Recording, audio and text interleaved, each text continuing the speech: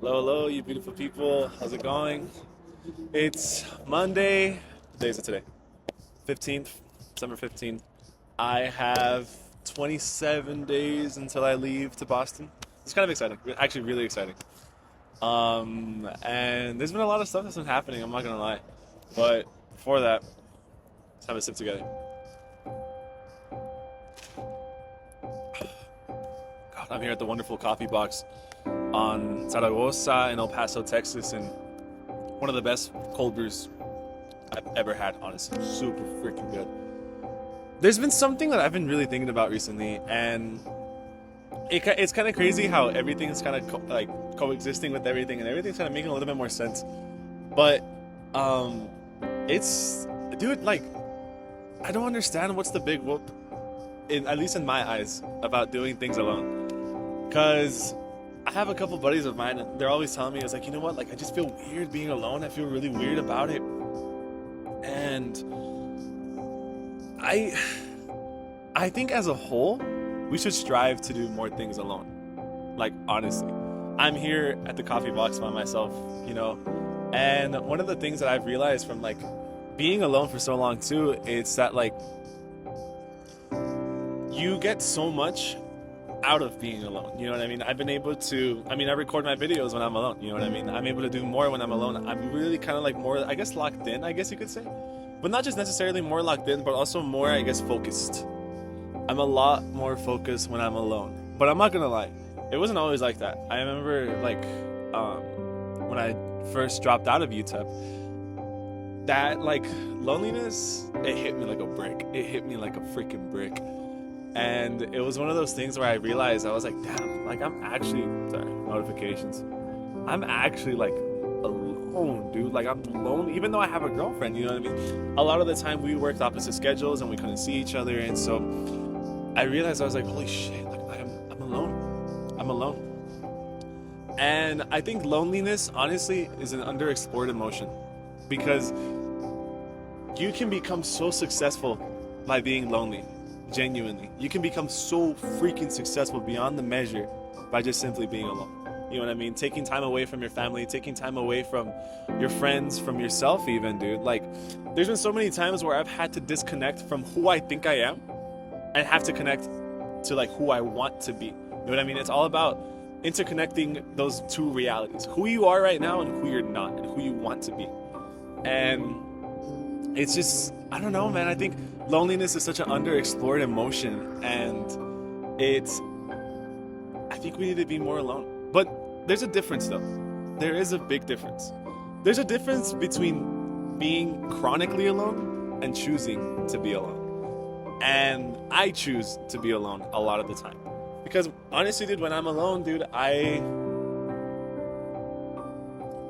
I'm able to fully focus on what I want to do. I'm able to really write a vision of what it is that I actually want to do with my life. And being able to have that is just so relieving, dude. Because I mean, I remember when I was back in high school, dude, and like, I mean, look, I just barely graduated literally like 16 months ago. You know what I mean? This is still fairly like new to me, this whole life thing and adulting and stuff like that. But I remember when I was back in high school, dude, I was always surrounded around people. I always had people around me, dude. And honestly, I reached a point where I ghosted everybody because I felt so suffocated. I felt so suffocated because I never had time to think for myself.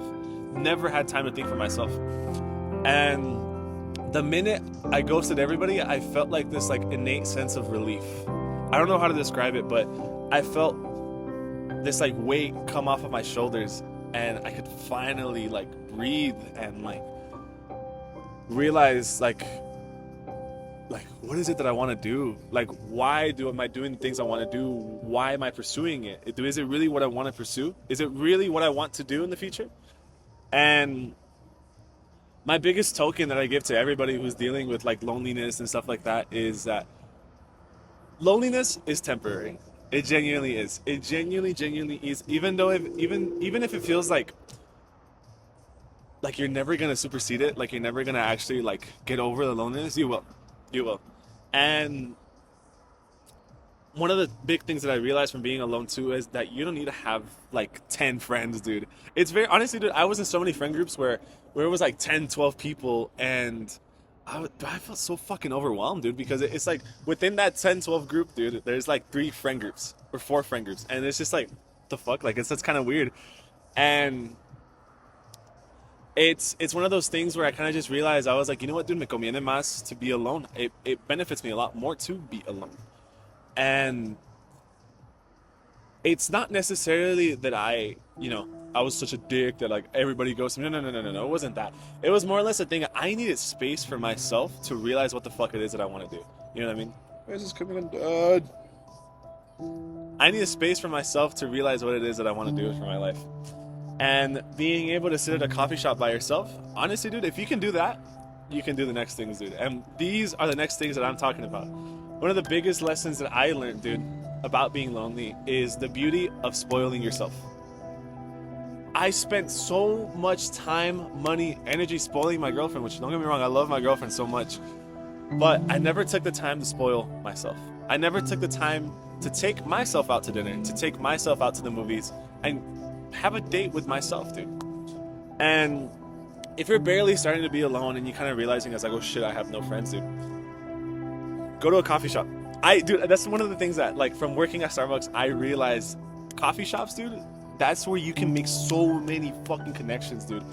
I've met real estate investors, I've met doctors, I've met fucking political officials, dude.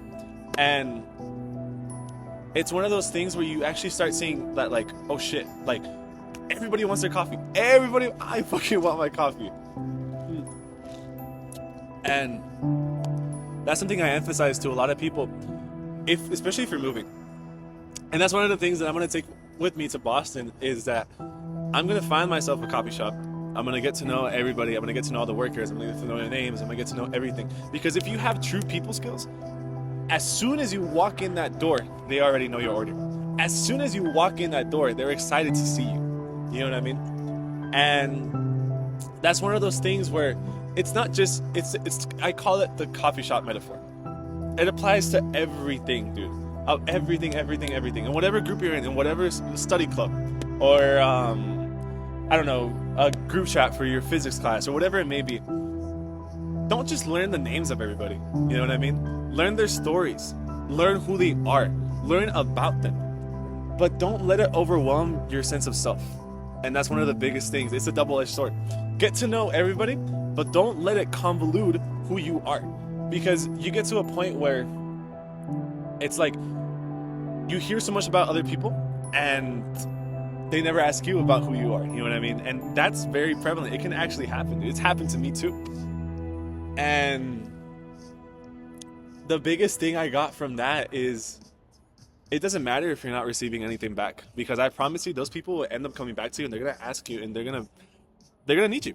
But again, that's another double-edged sword, dude.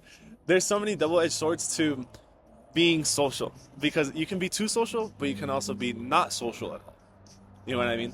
And whenever you're too social, you tend to get taken advantage of. But whenever you're not social at all, you're depressed. Because humans are naturally social creatures. We crave being social. We crave it, dude. Whether we like it or not, we crave it, dude. And I think, honestly, loneliness is such an underexplored emotion, because that's time for you. That's time for you to figure out what you want to do. That's time for you to plan the next trip. That's time for you to, I don't know, freaking just rest. And I always use the coffee shop metaphor, because from working at Starbucks and seeing the experience of other people, and not just, experience of other people, my own experience too. I've caught myself going to my own place of employment, dude, just to go chill there. Just to go be there, be in the presence of like other people. And that within itself is so inspiring. I'm not gonna lie, it is really inspiring, because I've met so many regulars, dude, and they're freaking doing all these sorts of things, man. I mean, one of my regulars, she's trying to become a dentist, and they were telling me the story, and I was like, damn, you have a crazy ass story. And especially even as like a customer of a coffee shop, dude, like, you see so many of their regulars every day. Go make a conversation with them. Go talk with them. Be present. Be present in the moment. Don't ever let a moment slip by you because you're gonna end up regretting it. You know what I mean? I mean, there's been so many instances where I was like, crap, I wish I made a conversation with that person. I wish I got to know their story. I wish. Because as we're young, you know, I just barely turned 20. And I assume that most of the people that are watching my content, they're young too. And one of the biggest things that you could ever do for yourself is never say no to a conversation. But that's another double-edged sword. Because you can always refuse conversation, but if it's something interesting, if it's somebody like a doctor, if it's somebody who is in the field that you want to do, don't ever say no to a conversation with them. Because you can get so much element from that stuff, dude. I mean, I remember I had a conversation one time with this real estate investor. Me and my buddies, we were out there on the west side. We were running. It's crazy how the universe kind of maneuvers you into certain positions where we were running on it, we call it we're in El Paso, and so the west side is like the rich part of town, and we bumped into this real estate investor, and funnily enough, dude, he had like he had a Lamborghini parked outside, and then we went inside his garage. He had like all these fucking cars, man, and we could have just walked off. We could have honestly just walked off, but we chose not to. He decided to give us a tour. He led us into his home, into his garage, and started giving us a tour about, like, telling us his life, telling us his biggest advices and stuff like that. And just from that little conversation, dude, I met somebody. I met somebody who I can then network with, who I can then send my deals over to, who I can then, you know what, this guy's wanting to buy pre-foreclosures. I'm gonna send him a pre-foreclosure. Let's try to make some money off of it. Let's make some money. You know what I mean? And it's so enlightening, bro, because you never know, dude, who you're gonna bump into. You never know who you're gonna bump into. You never know if you're gonna bump into, like, I don't know, the richest guy on freaking earth, bro. You don't know. You don't know, and that's the beauty of it. You don't freaking know. But as I'm finishing my coffee, the biggest thing that I've learned about being alone is that it's okay to be alone. It's okay. You need the reset sometimes. You can't always be around people. You can't always be, you know, hanging out with people. You have to learn how to say no to certain things. But don't say no to everything. You see what I mean? It's a double-edged sword. You can say no to everything, then nobody would want to hang out with you. Then you would be lonely. You'd fall into this depressive thing. I fell into it. I'm telling you from the experience that I've had with my own life. And that's my biggest lesson when it comes to being lonely. Yes, I did so much and I accomplished so much just within the past year, but I'm not going to let that deter me out there, especially when I'm in Boston. I'm in a completely new city. I'm going to fucking talk to everybody. Everybody's going to know my name. Everyone's going to know of me, and I'm going to know of them, right? And it's because of the fact that you have to put yourself out there no matter what. Genuinely, the people you know can make you. Because I've had so many people come up to me, bro, and they're asking me about, like, dude, such a tiny example, but it goes to show who you know matters. I got 2 of my buddies a job at where I'm working at Starbucks, just because they knew me. You know, I told them, look, show up to this interview. I gave them, the manager was like, hey, these guys are coming in, they're really good, blah, blah, blah, blah. I got them the job. You know what I mean? It's one of those things where you never know who you're gonna bump into, you never know how it's gonna affect you. In the long run, dude, it's a numbers game. It's a numbers game. Either you have connections or you don't. And that's something I've always looked after, especially after my dad, because my dad, he knows a bunch of people, a bunch of people. He knows a guy, you know what I mean? He's that type of dad who's like, I know a guy, I'll call him up. And it's always about the people you know. And not just about how you know them, but your interaction with them. You want to make sure that you come across as genuine, and that your main thing right now, especially because you're young, is to learn everything. Absorb. Be like a sponge. Be like a sponge, dude. Like Bob Esponja from freaking or SpongeBob, whatever. Be a sponge to everything. Everything. Absorb everything. The good, the bad, the ugly, the beautiful, whatever it is. Absorb everything and figure out how am I going to move from here. You know? But it just came across because I feel like being alone in your hometown is a way different experience than being alone in a new city out there, because you're expected to be alone out there in a new city. But I would have never anticipated being alone in my own hometown. I mean, I literally grew up here. I know a lot of people here. El Paso's a big, small city. But this past year was like the loneliest I've ever felt. But through that, I was able to start building. I was able to start maneuvering myself. And I'm not gonna lie, success is a lonely road. The late nights, the sleepless nights, dude. I mean, I've had so many nights where I don't freaking sleep. I don't sleep.